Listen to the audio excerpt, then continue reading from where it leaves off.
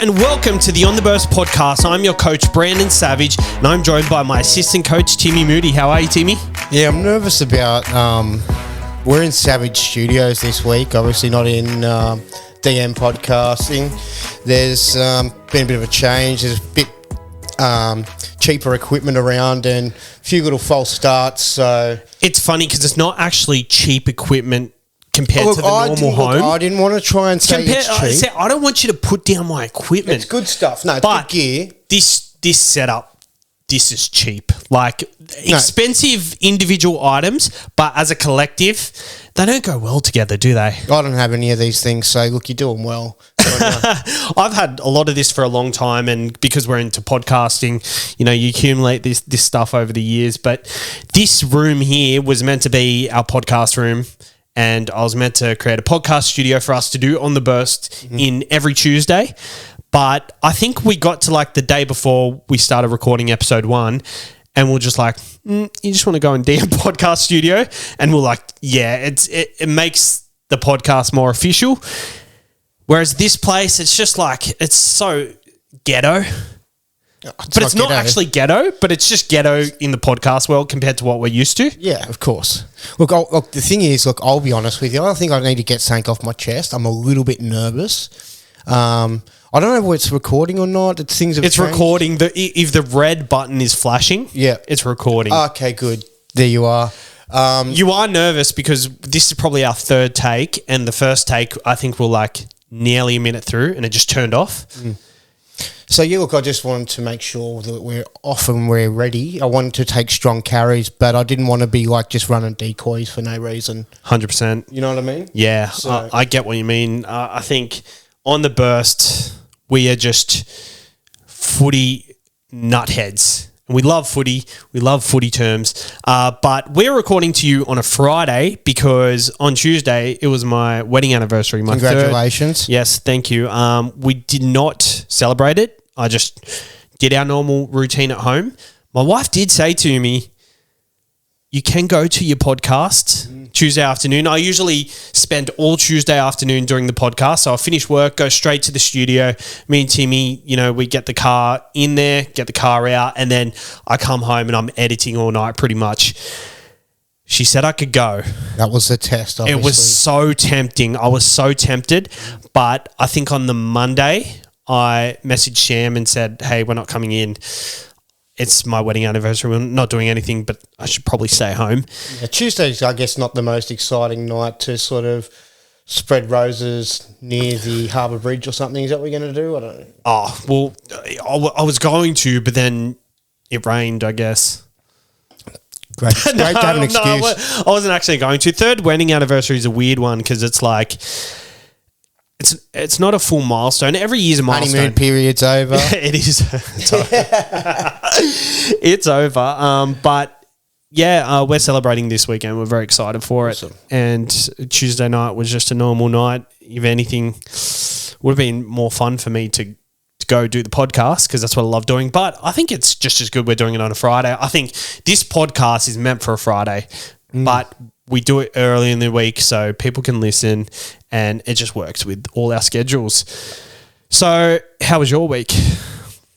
Yeah, it was okay. I sort of went to... Where'd I go? I went to Canberra for the week. Week, for a week or night away for work. That was sort of my most exciting. And you moved that around so we could do the podcast on Monday or Wednesday, and they both fell through, didn't they? Got caught up having to do other people's work, which made my day go a bit longer. So unfortunately, got dragged to here, but here we are. You're making me nervous again. You're looking around. Oh, you're not talking loud enough. That's the problem. Oh, why? That's way better. Okay, good. I'll increase my volume and speak more into the microphone. Podcasting is an art, and I'm pretty sure I heard Kieran Foran on the Hello Sport podcast. Jesus, I think he was like a metre away from the microphone, and it was very noticeable. I had the Cast Patrol on a couple of weeks ago, and they were telling me they had Gay Waterhouse on. Very similar situation where she put the microphone on the ground, and it was like probably a metre and a half away from her, and they couldn't hear anything, and they were like, fuck.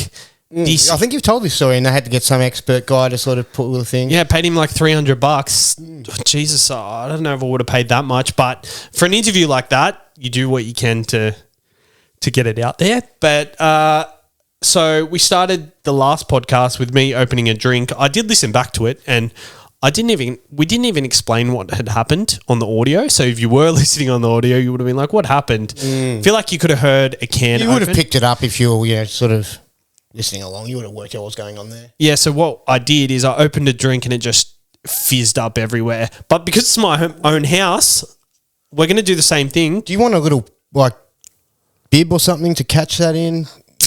There we go. Oh yeah. It's the weekend, baby. It's Enjoy the weekend, your cider, baby. mate. So what are you up to this weekend before we get into everything? I think there are breweries on the cards. Maybe we went to Drink West, maybe Rusty Penny, maybe both. Do the double header. Bit of sample the beers and also the brisket. But the brisket, you did say the brisket at Drink Amazing. West was very good. Rusty Penny do custom beers. Like you can print your own label onto it. Okay, that's fun. Since we have just started the On the Burst podcast, I was considering On the Thirst beer.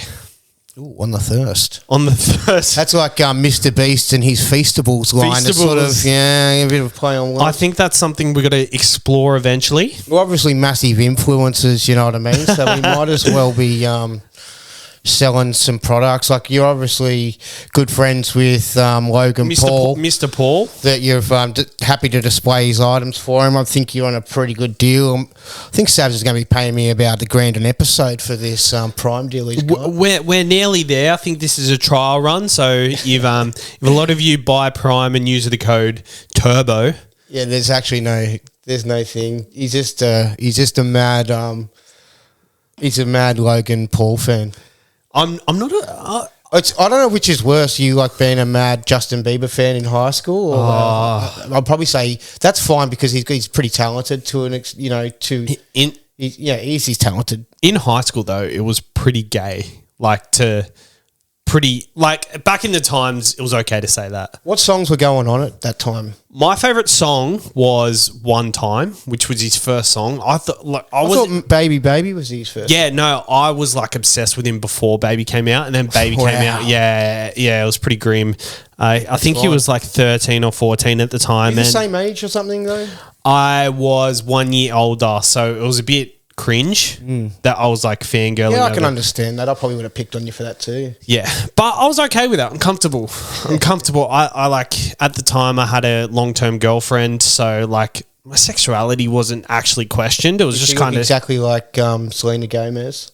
No, she didn't. I doubt you'd get a Selena Gomez. Oh wow! Sheridan. Wow. You're a rose of your own, darling.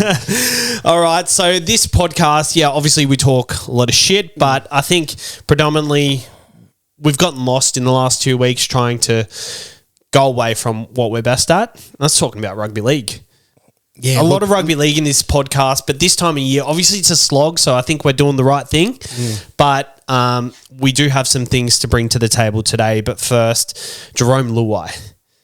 He looks like a lot of news. A lot of news. Looks like the Tigers have offered him $4 million over 3 years.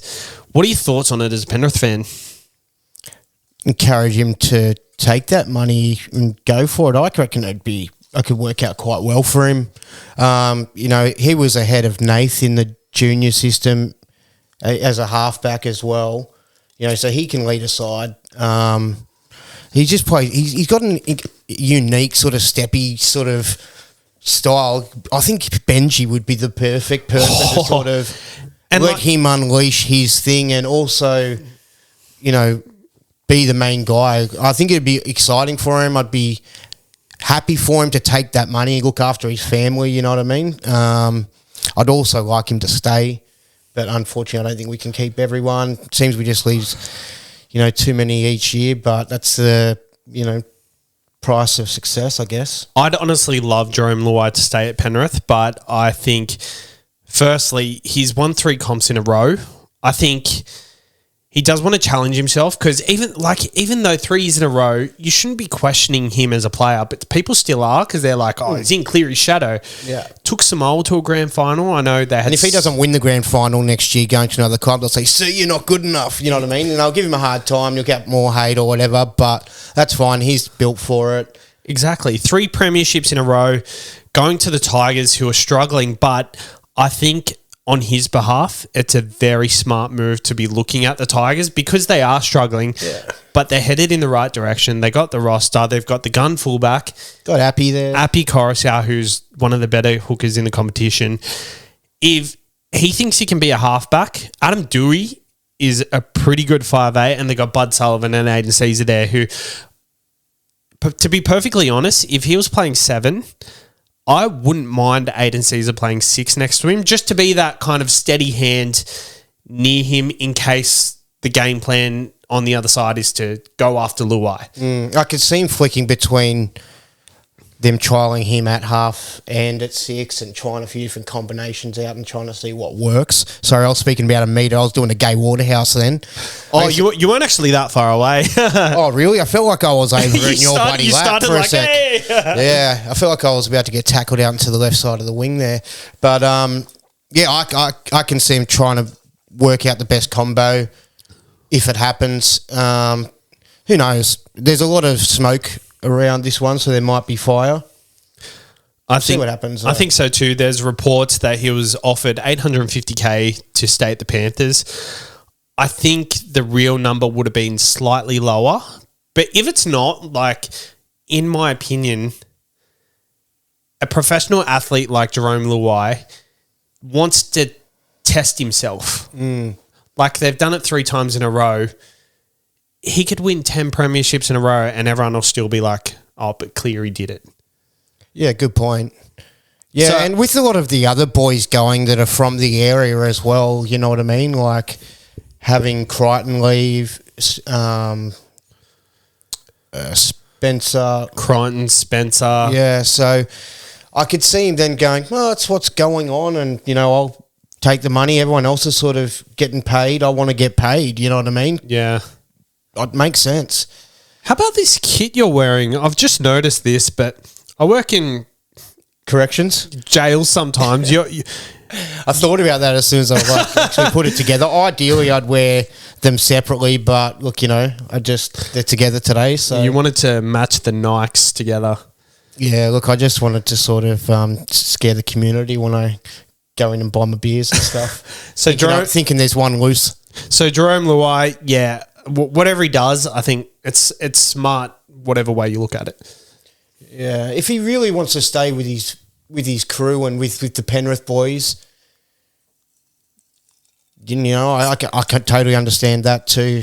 But yeah, I just think chasing them. Yeah, if I was in his shoes, I'd go for the extra money. Yeah, I think so too. Their chances are very limited in NRL careers. In saying that, I'd also like to see little Jet Cleary sort of find his way. I think the timing of it, because he would turn out to be about 18, 19 when that spot becomes available. Isn't he like 17 now? 17 now, yeah. Yeah, right. So they had a grand final recently and he scored the try to tie the game and the goal kicker kicked it to tie the game. So it's funny how them things work with Cleary doing it this year and him doing it next year. Imagine them together with Dad. It'd just be so... They run very similar. I think they're going to be very similar players. Jet Cleary looks a bit more off the cuff at the moment. He reminds me a bit more... When I looked at him, he looked like Mitch Moses. He moved a bit more like Mitch Moses, I thought. Yeah, screwed out a dummy half. You don't see Cleary doing that much, but he's put on so much muscle that, like... he's jacked in those photos he's put up on Insta. Now I'm on the grams, I get to see these sorts of things. Yeah, it's funny, actually. I upload some things and some videos now, and I see you like them, and I'm like, it's funny. He wouldn't have seen them two months ago if I put that up, but he's liking them now, just thinking... I put up a nice one this afternoon, which was... it it was Well, there's not much to like. I don't follow a great deal of people just as yet, except there's this guy that keeps popping up that his name's Kev. He's an old bloke, and he just always like a 2-second reel of him just telling you what he's up to. He'll be like, having a cappuccino at the bowling club. Have you seen Azza Australia on TikTok? Azza Australia on TikTok? No, I don't have TikTok. Oh, you got to suss him out. He's like this guy from Springwood.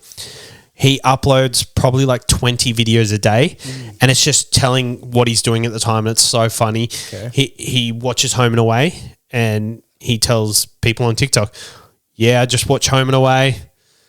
And he gets on the piss every night. Every night. And the videos he uploads are so rogue. Like, he's fucking hammered. Sounds like I need to sign up just for Yeah, you do. All right, so we're going into a new little series over the next few weeks. We're going to do 3 sides a week, depending on how today goes. So hopefully timing-wise it goes all right.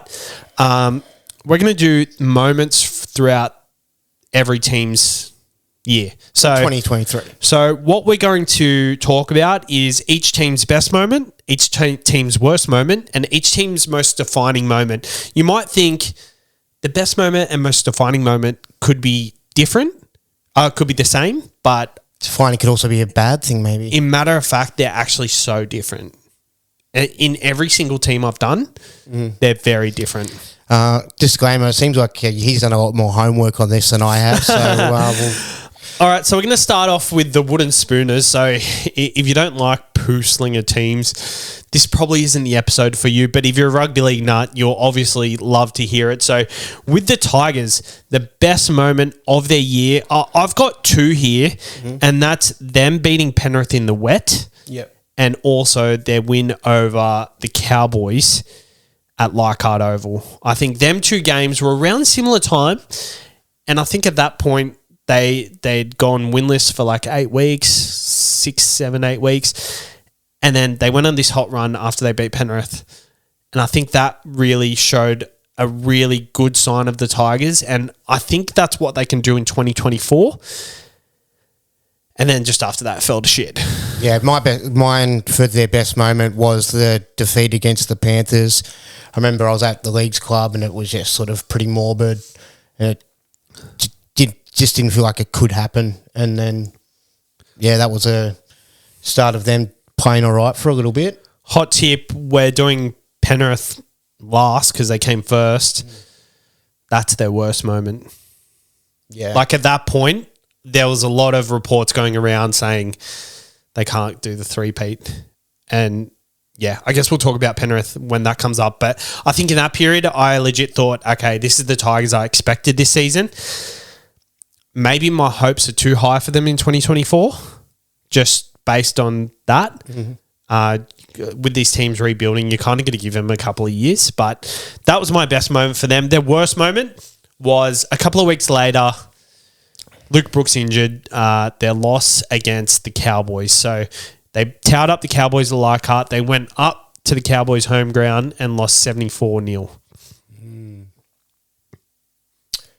Yeah, I don't really have a worst moment. That's one I don't really have. My homework hasn't been done on that, so I'll just agree with you on that. Well, I think, and also coming last, that's a pretty bad moment. Yeah, I guess you could say that, yeah. Getting the wooden spoon one year and then going even lower the next year. Actually, I might say that their worst moment might be flicking Sheens a year early and just sort of aborting the plan. Whether or not that's the right move or not, I think Benji will probably go better just having himself doing his thing rather than sort of trying to do his thing with a little bit of someone watching over him. But I still think that might be their worst moment, sort of kicking like he's a club legend out and sort of having him leave. I nearly considered that being their most defining moment because I think as a club, at the start of the year, you got to realise, do you have the roster to make the 8 or do you not have the roster to make the 8? And if you've identified early that you don't, I think you've got to plan towards the future. And they should have realised at that point, maybe they thought they couldn't make the 8 with their signings of Isaiah Papali'i, John Bateman, Appy coming. Yeah. Maybe they thought they could genuinely make the 8. And then when they realised, okay, we're not making the 8. Let's put Benji in now, because the plan was always to have Sheens there temporarily. I don't know. I reckon. I think it was a pretty good move, to be honest. I think it could be their worst though. I just think it just doesn't look great. Just the well, what they could have done is just put Benji optics, in next year. I think the word is. Yeah, could put Benji in next year. Most defining, I'm pretty confident on this one, is Go for it. trialling, given Jarome Buller, the opportunity to have the fullback position. I've got that as well. So I've got Luke Brooks signing with Manly.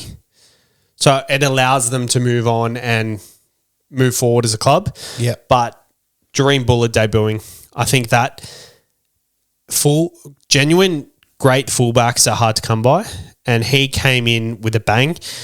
And yeah, he did quite down at the end of the season, but I think he's a genuine gun, and he's got a massive. Puts a little bit of size on too, because he's tiny. He just has a bit of experience. Like, I think next year he might start slow, but I think he's going to be an absolute gun. You look at someone like Sloan from the Dragons, very talented, sort of slim, tall, skinny, sort of similar kind of body, has had more experience, and Buller sort of just consistently outshined him for quite a period, you know what I mean? So it's impressive that he's come in to the top level and just gone boom and been as good or better than, like, even for Supercoach, you would have rather have been having him because of his attacking plays over some of the biggest stars. He reminds me so much of Latrell, where he just gets the ball and he can just like absolutely whip the ball to wherever he wants to go. I love Jarome Buller, and I think just it's such a silver lining. And them letting go of Luke Brooks in the same sentence, it allows them to go in a different direction, because it hasn't worked for a long time. Luke Brooks does not suit what they're doing there. And I think someone like Jarome Luai kind of will, because Jarome Luai, like, I don't think he's going to take them to absolute success. He did have to have a lot of other... Yeah. But the good thing about Jarome Luai is if he's going to be your 7, you put someone who can manage a game at 6. You don't put a flary 6 in there. But I really think I still would prefer him at 6. I think he might have been a good junior halfback, but I think he's evolved. The way his game's evolved, it's more of a 6. I honestly think it doesn't matter. It just could be a big challenge, but I just depends on who's paired with him, in my opinion. Yeah, true. Like, look at what's a good example here? There was 2 like really Chad Townsend and Tom Dearden.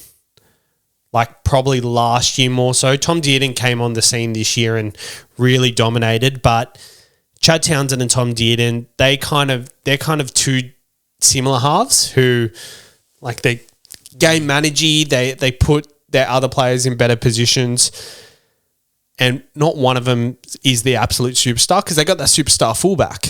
If you've got Jarome Luai in there and a nice controlling 5'8", like a Aiden Caesar, you've got Appy through hooker and you've got Buller out the back. I think that works well. It could work. All right, moving on to St. George. So it's pretty grim here, to be honest. Like, I think they fought hard all year. Mm-hmm. And my best moment for them, my first sentence is they fought hard all year, pretty much till the end.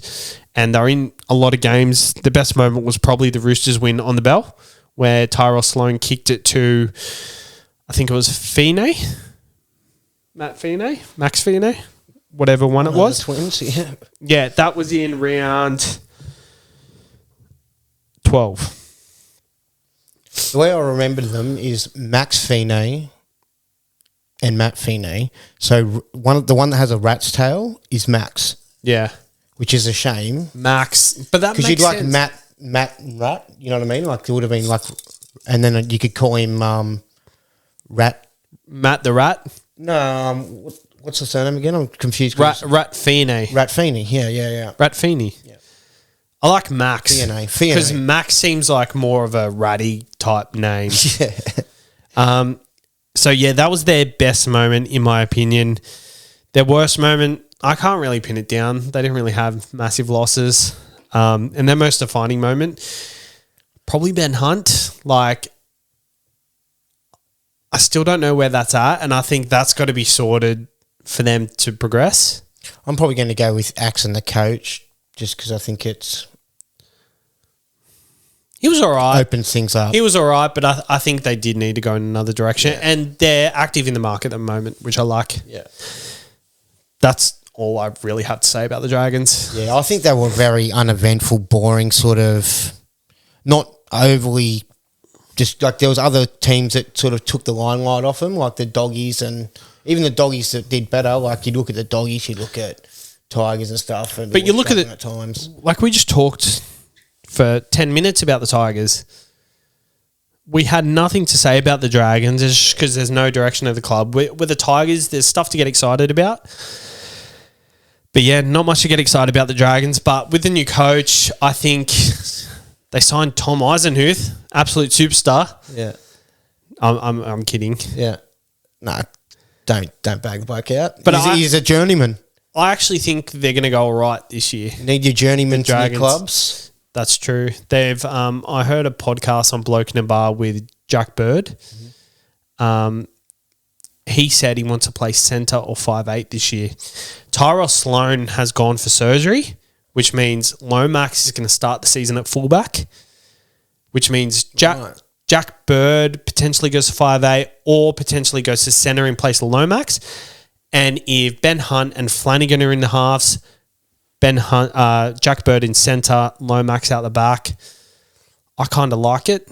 I kind of like that setup. Whereas Sloan out the back, I like Sloan, but I feel like he's the kind of guy who can do stuff himself but not make a side better. I feel like Lomax would be the same, though, in that position. I think he's got... I don't know. I just think he's got... Bigger body. I could see him just sort of every time he sort of sweeps out the back, he'd want to do a flick pass and it'd be the 50-50. Put him at fullback, he'll be doing that flick pass way more than what he's at centre too, I reckon. But I like that. Like, it's risque. Making 20 metres off kick return and then doing the flick pass and then they're on the 40-metre line, tackle one. Instead of Tyrell Sloan running across the field, passing to the wing and then get tackled on the 20 every time. The fullback issues. Well, anyways, let's move on to the Dogs. Yeah, let's move on to it because I think this is probably the more exciting. It gets more exciting as it goes on. We shouldn't have started with the poo slingers, but I think it's the way to go. It's the passage. Yeah. The passage. So when we finish... The poo slinger time of the year. The last three we do, right? The next week after that... Something to get more excited for. No, what do we do after that? I don't know. What you tell me. I'm not very... We preview the next season. Okay. Because it'll be next year by then. Yeah. All right, Doggies, what do you got? Doggies, best moment, Cowboys round 5. Matt Burton field goal from just before the 40-metre line. From the sideline, I had Winston Neville, who's diehard Bulldogs supporter. He got it on his phone, and honestly, the best angle you could get of that shot. At that point, early in the season, a lot of hope for them. It was looking good for them. I think that's their best point of the year. Look, I stand to be corrected because, as I said, I haven't done a great deal of homework. However, I've done some sort of like quick panic skimming, and I think I've got something here. I'm going to say their best moment was round 19. They beat the Bunnies 36-32. You may say that's not overly remarkable, but their worst moment we're about to lead into next. The week prior, they lose 66-0 in round 18 to the Knights. So they're able to sort of rally the week after, even with a bit of attack coming at them. They're able to get some attack going themselves and win the game. So they're my worst and best moments for the Doggies. I considered that Rabbitohs win as one of the best moments. I actually chipped the Bulldogs that week because Cody Walker and Cameron Murray, all their origin players were out. Mm-hmm. At that point, the season is done. And yeah, they beat the Rabbitohs. The Rabbitohs ended up not coming close to the 8. At the start of the season, the Cowboys were big dogs. If they beat the Rabbitohs at the start of the season, I would have said that. Mm-hmm.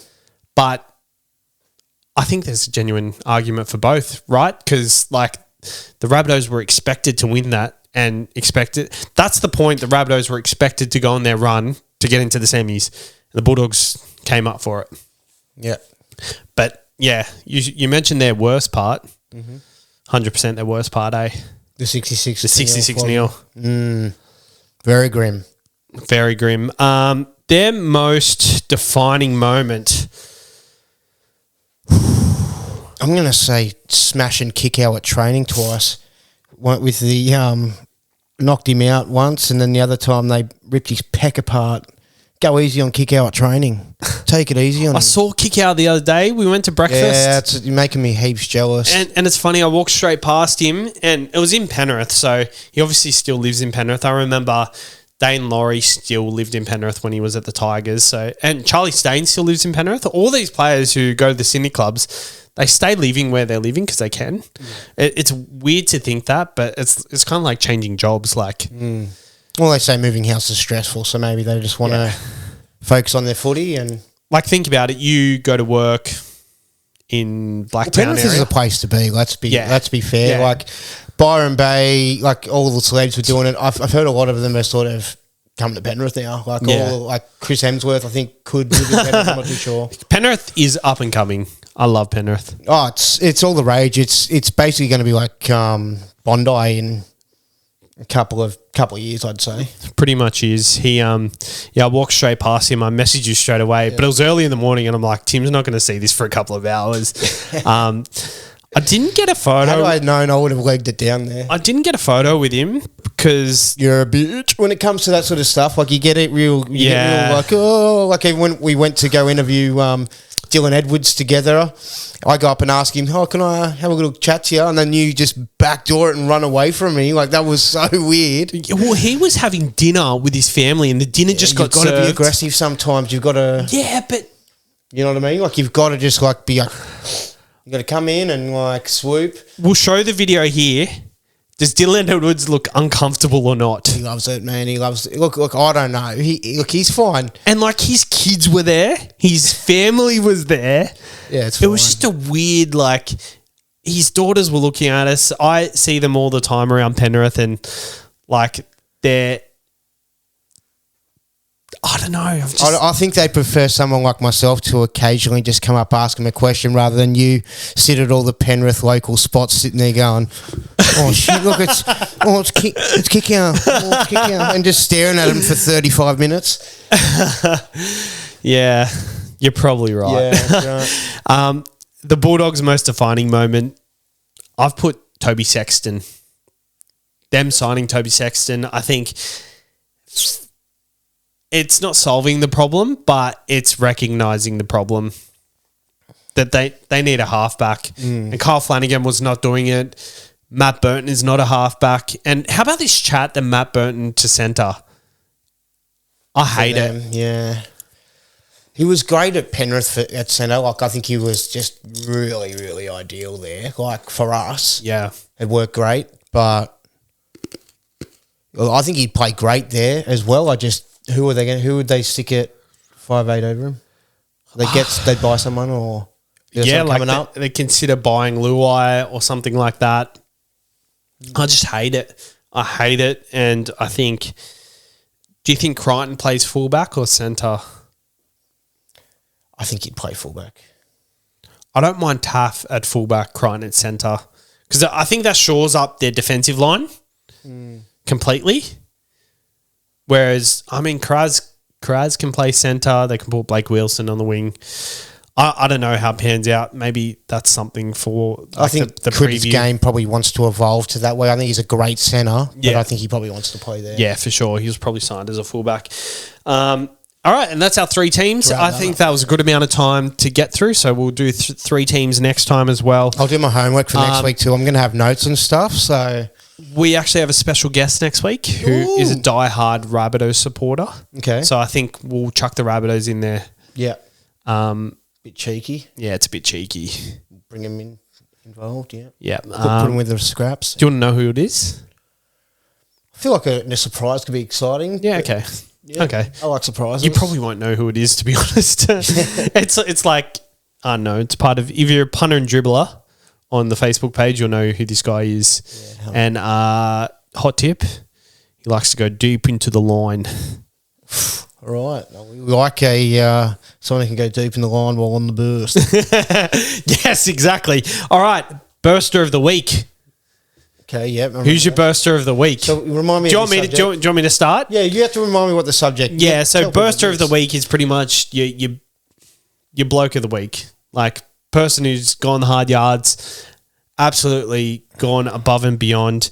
And mine is Travis Head. Touching on the cricket, I hate that you don't watch cricket because I can't chat about it with you. Can I say it came on the news and I watched the highlights and it's exciting and I've decided that's the best way to watch cricket. You don't need to go through watching like hours and hours of nonsense. Watch the highlights and it's really exciting. You don't have to. I love cricket. It was really exciting, the highlights. I love cricket and I have not watched a full game yet. Which, like, honestly, if you're a cricket fan, you are lying if you say you watched a full World Cup game. So you're sort of just keeping your eye on it. You're aware of what's going on. Okay. Travis Head pretty much scored 137 to beat India in a World Cup final, which is unheard of in a World Cup in India. Like, India it was kind of like Melbourne at Amy Park in their peak, up against, like, let's say, Cowboys. I'm talking a lot of tactics here, but yeah, go on. So he scored 137 off 120, but after that, the social media posts, he was just, you've seen the footy players and their Mad Mondays and they go on like 4-day benders after they win the grand final. I've never seen a cricket person do this, and Travis Head was partying for 4 days. Great. And he got selected in the T20 squad, which played their first game last night. He wasn't selected in it.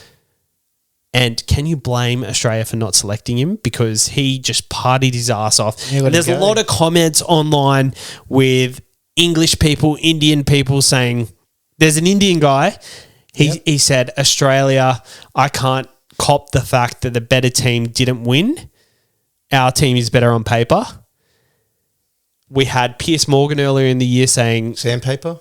No, that was like years ago. Piers Morgan earlier in the year saying morally England won the Ashes, which they did not win the Ashes. Australia retained the Ashes. Allowing Australia to be worthy of this great victory? Because India went undefeated throughout this whole World Cup. They were expected to win. They didn't win. People are absolutely butthurt. And as an Australian, I absolutely love it. I love that we were underdogs and we went there and we silenced every single Indian. Because the Indians there was like 100,000 Indians. It was quiet. They love their cricket. There was a meme on one of the cricket pages that said, it had a picture of the crowd and it said the library and a picture of Pat Cummins saying the librarian. It was so funny. In joke, I don't really get it, but that's fine. You don't get it. I think the people... That's one for the listeners at home. Most of the listeners will know about that. So, burster of the week, can you top that? Or you won't top it because Travis Head is by far the Australian burster of the week, but is there anyone? I'm going to say it's a bloke called Brendan Savage who on Tuesday night decided not to... Oh, no, we're having a technical issue, are we? What was that about?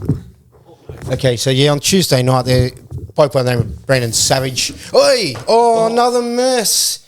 Bro, you and your spills. We had a spill last week. This time on the carpet, we're going to have to get out, like... professional clean. You make me worried. That actually sprayed up on my neck. No, it's actually all right because my wife bought a Bissell the other week. I was going to say you, but no, you just, I'm retracting that. You spilt your beer, you spilt your cider, you don't get bloke of the week. It goes to Travis Head. Why was I nominated bloke of the week? For not doing your podcast this week, and being a good enough bloke to stay home with the misso on the anniversary night. Well done. I think so too. I think that's an absolute bursty decision of the weekend. Trav's head. What a gun. Do you know what, though? I think for doing that, after doing that noble act, you should go on a 4-day bender yourself. Just like Travis Head. Well, it's funny because we're having a couple of drinks today. This could be the start of it. Anniversary celebrations tomorrow. Who knows? Sunday beer garden could be on. Yeah, let's do it. Let's kick on. It could be a special mention to Josh Giddey, Australian. Yep. Australian. He's a basketball. He's a basketballer. Yep. Some photos released of him last night. The Gidster. Have you seen the photos? No. Pretty much. I feel like it's going to be a naked photo. No. 16, 17-year-old chick uploaded a Snapchat photo with him. Mm-hmm. The caption said, "I just fucked Josh Giddey." Oh. I thought it was just going to be a fan photo. Okay. So he's going to be in absolute trouble. I think that there you go. Well, allegedly. Well, let's not assume he's done that. There could be. The first thing I thought, I heard a lot of rumours saying he was a virgin. Like, I heard a lot of rumours. Don't know the bloke too much. Not a big b-ball fan. I'm a rugby league purist. And but yeah, good luck to that young lady, and hopefully that Josh Giddey didn't do what she said he did. And hopefully it doesn't scar you for the rest of your life, because that is serious. That is even though I'm kind of laughing at it. Yeah. The way that she's sort of she's gloating put it out there and using that sort of attitude and language isn't ideal as well. I'm sure her parents wouldn't be overly happy with that one, but no one's a winner in that situation. No, definitely not. All right, we're going to finish the show with some blind rankings. Oh, it's your turn to blind me. I'm going to blind rank you, and this is moments in the NRL season. So since we started our moments series on the Burst podcast, I thought I would give to you 5 moments throughout the season, and you've got to blind rank them from 1 to 5. Yep. Can I just crack a beer? Sure can. Thank you. Oh, do you want to open it? It's your house. I don't want to spill it on your carpet. No, go for it. There we go. I feel like the fact that I opened one and broke it last week. Actually, I've got experience with this. You're the one that's first time drinking. All right. Api Koroisau's goal to beat the Dolphins that hit the crossbar. Ooh. What was the title of this defining moments? Moments throughout the season. So you got to blind rank from 1 to 5. 5. Nathan Cleary's field goal versus Parramatta in round 4 when Parramatta won. Just because of Appy, I just want to say the reason that because it had no result. Yeah. It didn't result in anything. I agree. It was a great kick, can't kick. I had a big bet on Appy it was when the Tigers were playing Parramatta and Appy had to kick one from the sideline for them to equal the game. I had $100 on the draw. I was just excited. I was going to the game. I went to the game, and so I was like, "Oh, it's going to be a draw. I've got a feeling about it." Had he kicked it then, I would have been impressed and put that as number 1. But bloody oath, nothing riding on it. I didn't have a bet on it. And the season wasn't going for him. Anyways, number 4. Repeat number 4. Oh no, it's not number 4. Nathan Cleary's field goal versus Parramatta in round 4 versus Parramatta, but Parramatta ended up winning. So that'll be 4 for me. It's up to you. It was a great kick. That was a massive... No, but it was clutch. It was so clutch. Fuck. It was so clutch, and it was such a mad moment. But it was the line was put through it by... Yeah. Losing the game. Parramatta winning. Yeah, it doesn't mean his kick wasn't any less amazing. More amazing. St. George's finished versus the Roosters in round 12 with a Tyrell Sloan kick to the Fiona brother. Yeah, I'm going to go 3. I think you're just putting them in worst to best here, but I think Cleary's is better than that. Okay, yeah, definitely is actually. Yeah, but I'll wear it. Warriors comeback versus the Sharks in round 5. Oh, almost want to put that as number 1 because it was a great effort. I remember putting a big tweet about it as I really tried to get my full stops and commas in the right places and everything for this tweet. So the Sharks were up like 24-0 at halftime. Nico Hines was on over 100 Supercoach points at halftime. I didn't own him. That's why remember it so Interesting. clearly. I'm going 5, 4, 3, 2. I'm going to go 2 because I've got to save it for number 1. The Panthers going on the three-peat. That's what you've saved for last, isn't it? It's a three-peat. I haven't. Oh. It's the Nathan Cleary grand final try. Yeah, it's this repeat moment. Number 1. You've kind of nailed it. I've gone 5, 4, 3, 2, 1. I would have gone 5. Maybe I would have put Nathan Cleary to like 3 or 2. The other one that you reckon, one where we lost the game. Yeah. Yeah. Oh, at that time, that kick was off its head because like the way he was just like, give me the ball. Yeah. And then like the way he had to kick the 40-20, he had to get it perfectly. Yeah. Oh, geez, man, that was massive. But then Mitch Moses just... I've actually... So I did a video on the top 5 moments and I put most of them moments in there. Yeah. Let's have a listen. NRL moments for 2023. 2023 was by far the best year of NRL that I've witnessed in my life, and the standard of footy was absolutely amazing. So here are my top 5 moments for 2023. Coming in number 5 is the Tigers beating the Cowboys 66-18 at Leichhardt, and then the Cowboys returning serve at their home ground 74-0.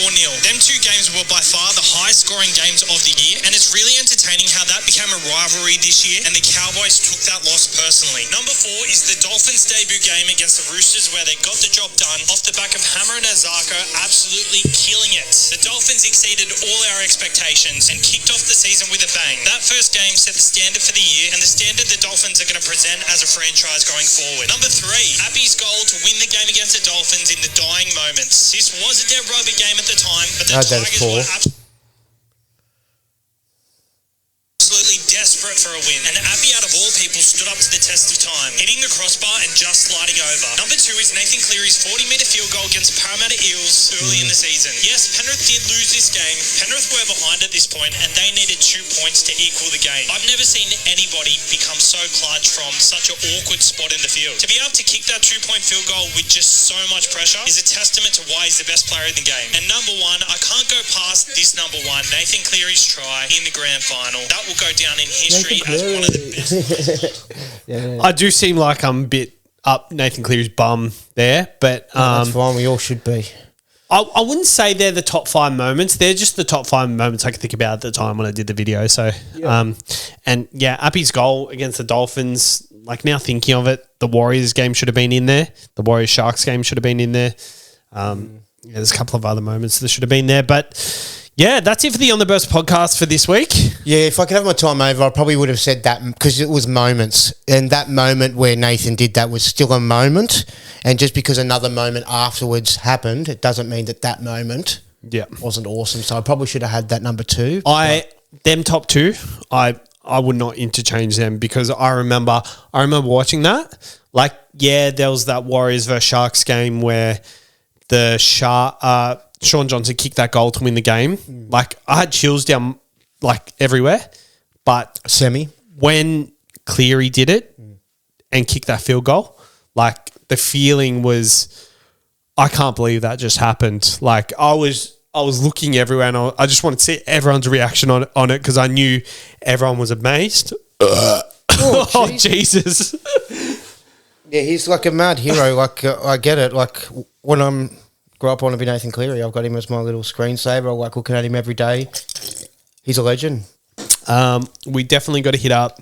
So in the off season, we're going to hit up Drink West. We'll get a video out on that. We're going to hit up Mark Guy's gym. We're going to get him to put us through a session. And we're going to hit up Spud's gym because that's around the corner from where we record at DM Podcast Studios. So, I mean, we've been saying it for months, have we? Yeah, look, we've got to put action on the table. And because we've said it on the podcast, means we've got to do it. That's right. All right. Anything else? No, I'm ready to kick on. All right. Me too. All right, let's do it. Thanks for listening. See ya.